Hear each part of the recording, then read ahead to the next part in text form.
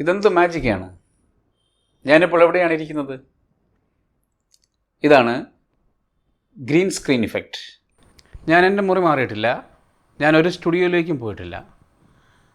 ഞാൻ സാധാരണ ഇരിക്കാറുള്ള എൻ്റെ മുറിയിൽ തന്നെയാണ് ഈ വീഡിയോ റെക്കോർഡ് ചെയ്തിരിക്കുന്നത്. എന്നിട്ട് ഈ മാജിക്ക് എങ്ങനെയാണ് സംഭവിച്ചത്? അതാണ് ഇന്നത്തെ വീഡിയോയിൽ നമ്മൾ സാങ്കേതികമായി മനസ്സിലാക്കാൻ പോകുന്നത്. നമ്മൾ കാണുന്ന ബിഗ് ബഡ്ജറ്റ് സിനിമകൾ മുതൽ യൂട്യൂബ് വീഡിയോകളിൽ വരെ നമ്മെ മറ്റൊരു ലോകത്തേക്ക് എത്തിക്കുന്ന സാങ്കേതിക വിദ്യയാണ് ഗ്രീൻ സ്ക്രീൻ ഇഫക്റ്റ് അഥവാ ക്രോമ കീയിങ്. പക്ഷേ എപ്പോഴെങ്കിലും നിങ്ങൾ ചിന്തിച്ചിട്ടുണ്ടോ എന്തുകൊണ്ടാണ് നാം ഈ പച്ച നിറം തന്നെ ഉപയോഗിക്കുന്നത്? ശരിയാണ്, ചിലപ്പോൾ നീലയും ഉപയോഗിക്കാറുണ്ട്. എന്നാൽ മറ്റ് നിറങ്ങളായ ചുവപ്പോ മഞ്ഞയോ ഒന്നും തന്നെ എന്തുകൊണ്ടാണ് ഉപയോഗിക്കാത്തത്? അത് ഉപയോഗിച്ചുള്ള കുഴപ്പം എന്താണ്? ക്യാമറ സെൻസറിനുള്ളിൽ ഡിജിറ്റൽ ഡാറ്റ പ്രോസസ്സ് ചെയ്യുമ്പോൾ ഏത് മാത്സും ഫിസിക്സുമാണ് ഇതിൻ്റെ പിന്നിൽ പ്രവർത്തിക്കുന്നത്? മനുഷ്യനേത്രം നിറങ്ങളേക്കാൾ ബ്രൈറ്റ്നസ്സിലെ ചെറിയ മാറ്റങ്ങളാണ് കൂടുതൽ കൃത്യമായി തിരിച്ചറിയുന്നത്. അതുകൊണ്ടാണ് വീഡിയോയിൽ ബ്രൈറ്റ്നസ് ഇൻഫർമേഷൻ, അതിന് ലൂമ എന്ന് വിളിക്കും, ആ ലൂമ എന്ന പ്രത്യേക ചാനലിൽ രേഖപ്പെടുത്തുന്നത്. വീഡിയോയിൽ നിറങ്ങളെക്കുറിച്ചുള്ള വിവരങ്ങൾ ക്രോമ ഇൻഫർമേഷൻ കുറഞ്ഞ റെസൊല്യൂഷനിൽ സംഭരിക്കുന്ന സാങ്കേതിക വിദ്യയാണ് ക്രോമ സബ് സാമ്പിളിംഗ്. ഇതിലൂടെ വീഡിയോയുടെ ഫയൽ സൈസ് കുറയ്ക്കാൻ കഴിയും. ഞാൻ പറഞ്ഞു ലൂമ ചിത്രത്തിൻ്റെ തെളിച്ചത്തെക്കുറിച്ചുള്ള വിവരമാണെന്ന്. അതുപോലെ ക്രോമ CBCR എന്നത് നിറത്തെക്കുറിച്ചുള്ള വിവരങ്ങൾ വഹിക്കുന്ന ചാനലുകൾ അഥവാ കമ്പോണൻറ്റുകളാണ്. ഒരു വീഡിയോയിൽ ഇവയെ പ്രത്യേകം ചാനലുകളായാണ് കൈകാര്യം ചെയ്യുന്നത്. 444, 422, 420 എന്നിവ വീഡിയോയിലെ ലൂമ ക്രോമ വിവരങ്ങൾ എങ്ങനെ സാമ്പിൾ ചെയ്തിരിക്കുന്നു എന്ന് സൂചിപ്പിക്കുന്ന നൊട്ടേഷനുകളാണ്. അതിൽ ആദ്യത്തെ 4 എന്ന നമ്പർ ലൂമയെയും പിന്നീടുള്ള അക്കങ്ങൾ ക്രോമ വിവരങ്ങളുടെ അളവിനെയുമാണ് സൂചിപ്പിക്കുന്നത്. അക്കങ്ങൾ കുറയും തോറും സംഭരിക്കുന്ന കളർ വിവരവും കുറയും. 444 എന്നാൽ വീഡിയോ സിഗ്നലിൽ ക്രോമ സബ് സാമ്പിളിംഗ് ഒന്നും തന്നെ നടത്തിയിട്ടില്ല എന്നാണ് അർത്ഥം. അതായത് ഓരോ പിക്സലിൻ്റെയും പൂർണ്ണ കളർ ഇൻഫർമേഷൻ ലഭ്യമായിരിക്കും. എന്നാൽ 422, 420 അപേക്ഷിച്ച് കൂടുതൽ ക്രോമ വിവരങ്ങൾ സംരക്ഷിക്കപ്പെടുന്നു. അതിനാൽ നിറത്തിൻ്റെ വിശദാംശങ്ങൾ കൂടുതൽ കൃത്യമായി നിലനിർത്താൻ കഴിയും. അതുകൊണ്ടാണ് സിനിമകളിലും വിഷ്വൽ എഫക്റ്റ് ജോലികളിലും ഗ്രീൻ സ്ക്രീൻ ചിത്രീകരണത്തിന് സാധാരണയായി 422 അല്ലെങ്കിൽ 444 ഫോർമാറ്റുകൾ കൂടുതൽ അനുയോജ്യമാകുന്നത്. Hello dear friends, welcome to Rombo science. ഇന്ന് നമ്മൾ ഡിജിറ്റൽ വീഡിയോ ടെക്നോളജിയിലെ ഏറ്റവും രസകരമായ സയൻസ് ആൻഡ് എഞ്ചിനീയറിംഗ് വശങ്ങൾ ആഴത്തിൽ പരിശോധിക്കാൻ പോകുകയാണ്. ഗ്രീൻ സ്ക്രീൻ ഉപയോഗിക്കാൻ സഹായിക്കുന്ന പ്രധാനമായ 2 കാരണങ്ങൾ ആണ് ഞാൻ വിശദീകരിക്കുന്നത്. ഒന്ന്, മനുഷ്യൻ്റെ കാഴ്ചയുമായി ബന്ധപ്പെട്ട ശാസ്ത്രം. രണ്ടാമത്തേത്, ഡിജിറ്റൽ ക്യാമറ സെൻസറുകളുടെ ഡിസൈനിങ്. ഇന്നത്തെ മിക്ക ഡിജിറ്റൽ ക്യാമറകളും ബയർ ഫിൽറ്റർ എന്ന സാങ്കേതിക വിദ്യയാണ് ഉപയോഗിക്കുന്നത്. സെൻസറിൻ്റെ ഓരോ പിക്സലും റെഡ്, ഗ്രീൻ അല്ലെങ്കിൽ ബ്ലൂ എന്നീ 3 നിറങ്ങളിൽ ഒന്ന് മാത്രമാണ് രേഖപ്പെടുത്തുന്നത്. എന്നാൽ ഇതിൻ്റെ ക്രമീകരണം ശ്രദ്ധിച്ചാൽ നിങ്ങൾക്കൊരു പ്രത്യേകത കാണാൻ കഴിയും.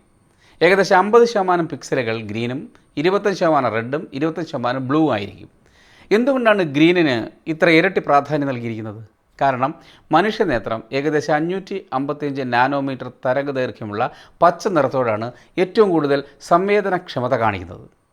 അതിനാൽ ചിത്രത്തിലെ ബ്രൈറ്റ്നസ്സും സൂക്ഷ്മ വിശദാംശങ്ങളും കൂടുതൽ കൃത്യമായി പുനർനിർമ്മിക്കാൻ ഗ്രീൻ ചാനൽ നിർണായകമാണ്. ഇതിൻ്റെ ഫലമായി ഗ്രീൻ ചാനൽ കൂടുതൽ സാമ്പിളുകൾ നൽകുകയും അതുവഴി നോയ്സ് താരതമ്യേന കുറയുകയും ചെയ്യും.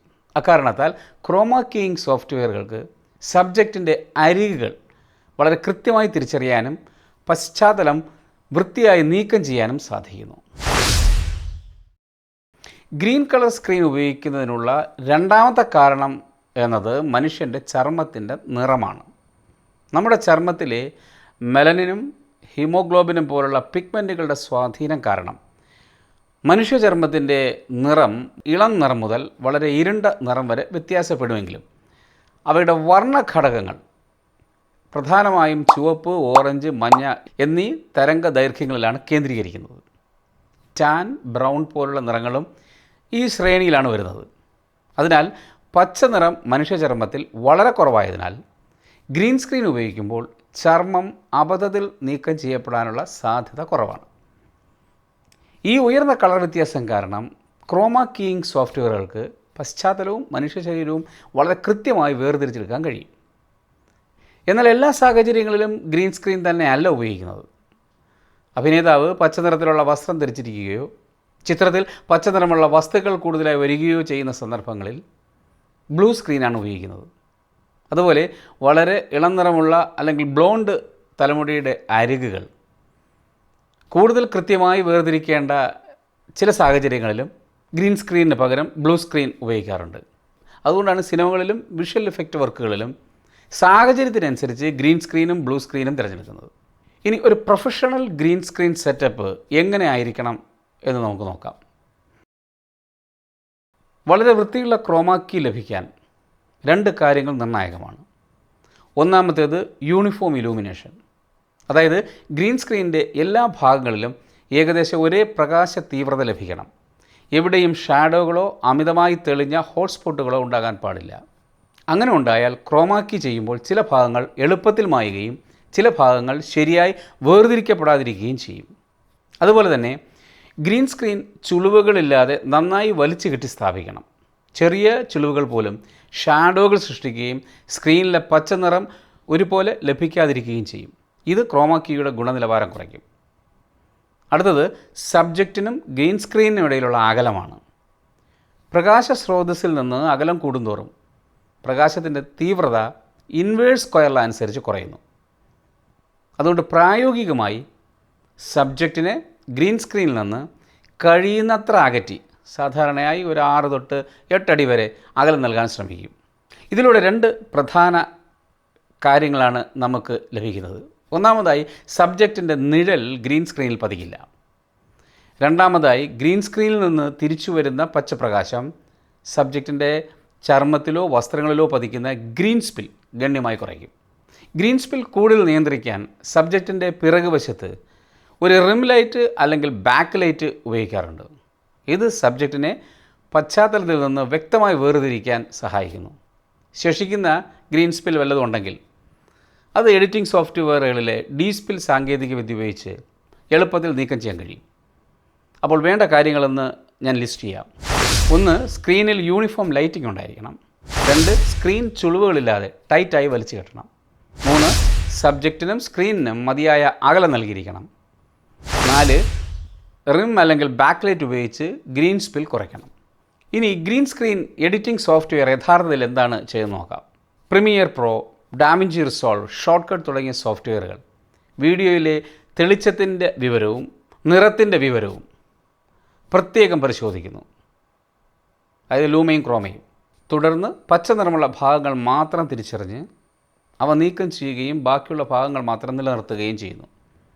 ഇതിനായി ആൽഫ മാറ്റ് എന്നൊരു മാസ്ക് സൃഷ്ടിക്കുന്നു. ഈ മാസ്കിൽ കറുപ്പ് ഭാഗങ്ങൾ സുതാര്യമായിരിക്കും, വെള്ള ഭാഗങ്ങൾ അതാര്യമായിരിക്കും, അതായത് നിലനിൽക്കും. ഗ്രേ നിറമുള്ള ഭാഗങ്ങൾ ഭാഗികമായി സുതാര്യമായിരിക്കും. അതുകൊണ്ടാണ് മുടിയുടെ ഇഴകൾ പോലുള്ള സൂക്ഷ്മ ഭാഗങ്ങൾ പോലും സ്വാഭാവികമായി കാണാൻ കഴിയുന്നത്. എന്നാൽ ഇവിടെ ഒരു പ്രശ്നമുണ്ട്.